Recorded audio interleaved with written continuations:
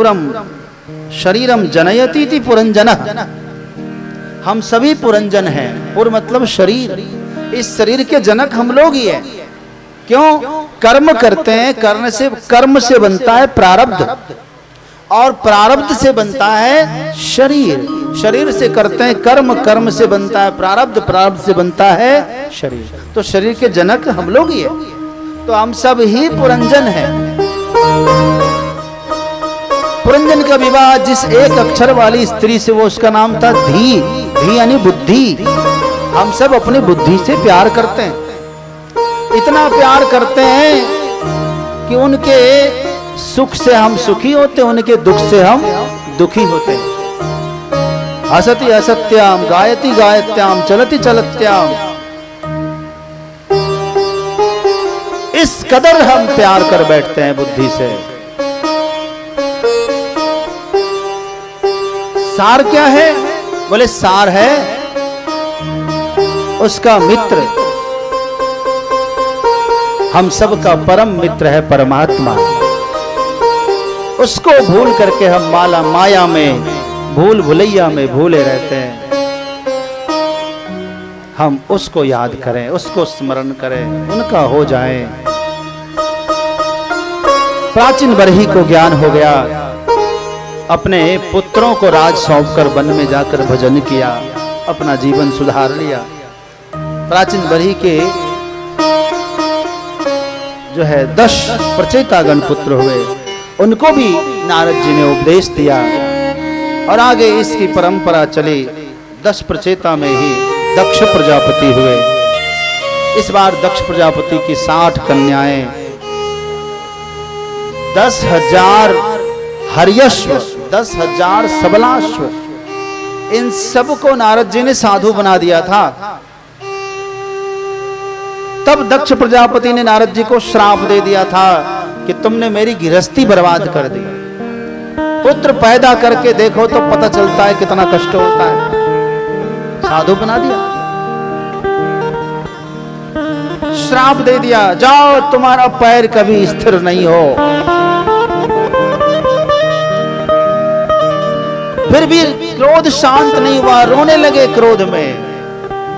ब्रह्मा जी समझाए, शांत हो जाओ, क्या करूं, मेरी गृहस्थी लुट गई। कहा कि ऐसा करो, पुत्री पैदा करो, बेटियां जन्म कर दो। और महात्मा लोग कन्याओं से दूर ही रहते हैं, इसलिए उनको कुछ नहीं कहेंगे, फिर तुम्हारा संसार चले। फिर 60 कन्याओं को जन्म दिया, तो उसी की सारी सृष्टि उसी से हो गई। सबका नाम उपलब्ध है इसमें, उसी से वंश का विस्तार। आगे उत्तानपाद के छोटे भाई का वंश प्रारंभ होता है 5म स्कंध में। प्रियव्रतो नाम भागवत, अत्यंत भक्त है भगवान का और बड़ा विद्वान है, वैज्ञानिक है, जिन्होंने तो एक दूसरा सूर्य अपने तपोबल से प्रकट कर लिया था। रथ पर सवार होकर के जहां से सूर्यास्त हुआ वहां से चलना प्रारंभ किया। 7 दिन तक सूर्यास्त होने नहीं दिया, रात्रि होने नहीं दिया। वसुंधरा की 7 परिक्रमा कर ली। यही 7 द्वीप में बट गई वसुंधरा।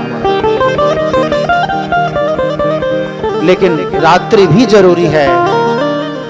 ब्रह्मा जी ने नारद जी से कहा कि समझाओ। नारद जी की बात मानकर फिर से अपने तपोबल से उस सूर्य को समाप्त कर दिया।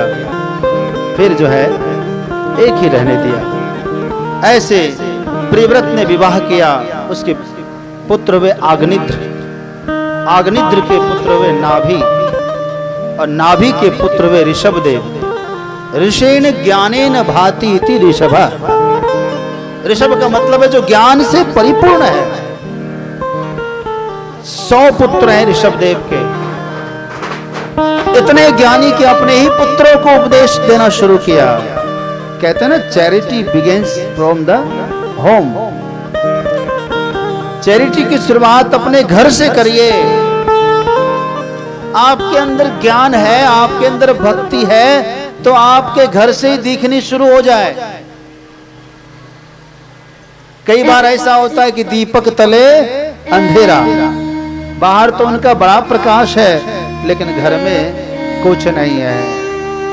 घर में भी प्रकाश होना चाहिए। और आप यदि सच्चे मन से भक्ति करेंगे तो प्रकाश उसका फैलेगा ही फैलेगा, अंधेरा मिटेगा ही मिटेगा। प्रकाश सच्चा होना चाहिए।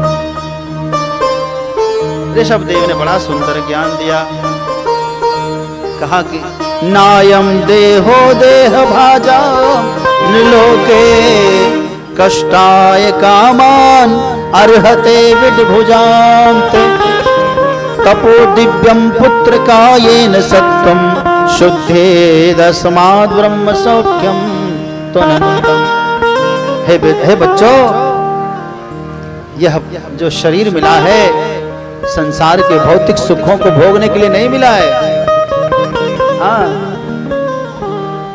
एही तन कर फल विषयन भाई, एही तन कर फल विषयन भाई, एही तन कर फल विषयन भाई, एही तन कर फल विषयन भाई। स्वर्ग स्वल्प अंत दुखदाई, स्वर्ग स्वल्प अंत दुखदाई। देह धरे यही फल भाई, देह धरे